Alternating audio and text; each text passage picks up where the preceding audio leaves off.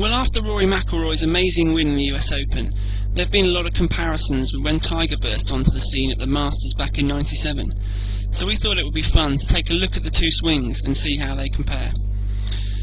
So on the left here we've got Tiger from the practice round at the Masters in '97, and on the right we've got Rory from the final round at Congressional. And you can see from these full speed swings just how many similarities there are with the actions. You know, they're both wide, free-flowing, committed swings by young guys who are just out there ripping it and having a lot of fun and being very confident in what they're doing. There's no inhibitions in either of these actions, and they're both just ripping the ball at their target. So let's have a little look in more detail and see what there is that we can learn from these swings and see how they compare to each other. So I'm going to draw a few lines on here. These ones just so that we can see the footwork that the two guys employ. I'm just going to mark the top of their heads so we can see what their heads do during the swing.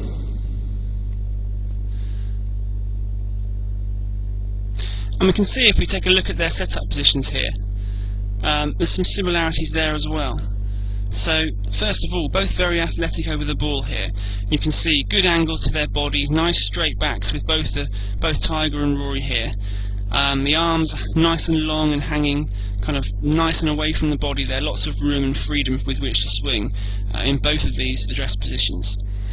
And something quite interesting that both of them do is that they set their feet fractionally close to the target and their shoulders a little bit open to the target. And that's something that's quite unusual, but both are natural drawers of the ball, and I think this allows them both to unwind their upper bodies with great freedom in the downswing, and it helps them avoid that fear of the hook, because they feel they can really rotate their bodies aggressively through the impact zone.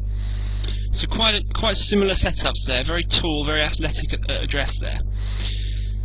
Now as we move into their takeaways, what we're going to find here is that they both employ very wide one-piece takeaway moves.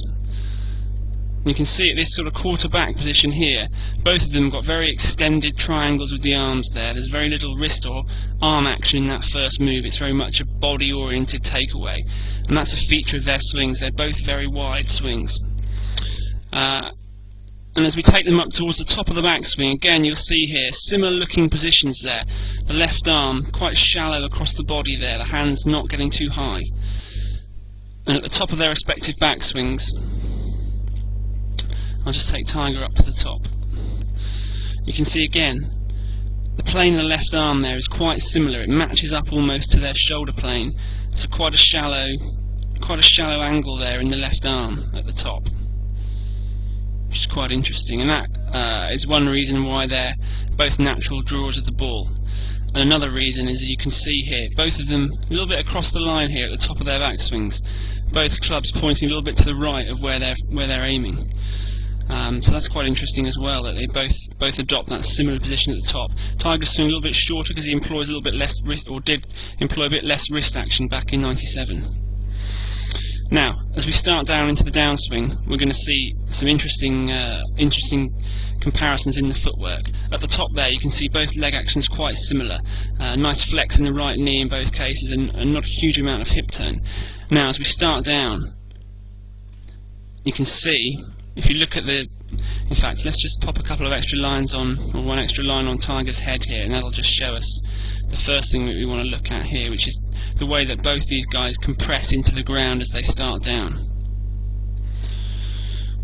Let's just mark the top of Tiger's head into the top of the backswing here. Now what we're going to see here is they both start down. They both lose quite a considerable amount of height as they start down there.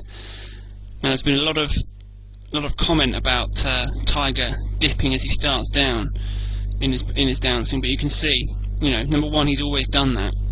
And number two, it's what all great players do, all long hitters do that, because they're using their legs, using the ground to generate power in the downswing. So he's squatting into the ball there. So you can see that loss of height there is something that's definitely not a concern. Now, what I want to show you is the way their leg actions both work so similarly in a downswing. You can see from the top of the backswing here, if you look at the relative positions of their right knees versus these vertical starting lines, as they get to halfway down, those knees have shot in towards the ball there as their legs compress into the ground. And both of these guys are similar action here. So they're really using their legs, really using the ground there to generate power. And what's very interesting is the way that both of them have this similar move at impact, where their legs straighten dramatically just as they get to the point of impact.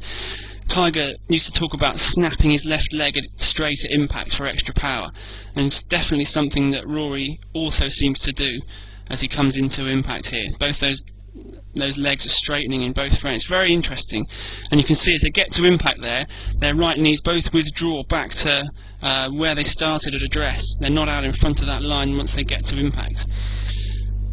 And I think what we're seeing here is both guys squatting and compressing into the ground as they start down, the legs kind of flexing, the body squatting in towards the ball, and then as they get to the moment of truth, the legs snapping straight to allow the arms to fire down the target line and ensure that they don't block the ball to the right. As they come through, you can see here both of their upper bodies unwind very aggressively into very, very full, free-flowing follow-throughs there. You know, the shoulders and the hips are fully unwound towards the target, and back in '97 Tiger had this really full, free-flowing follow-through, which is very similar to what Rory's adopting at the moment. So I think the comparisons between the guys are very fair. You know, both have had runaway victories in their first major. Both have this free-flowing, aggressive swing through the ball. And one final similarity that we just want to highlight with the guys is the way they celebrate their victories here. So I'm just going to show you a very interesting similarity here at both their victory celebrations. Both the guys bring their dads into the frame, and as we roll this through, what you're going to see just about here, very, very similar technique there. You see both arms around the father, very, very similar technique. So I think we're going to see that Rory's going to emulate Tiger right the way through his career, and I think we know that a star has been born.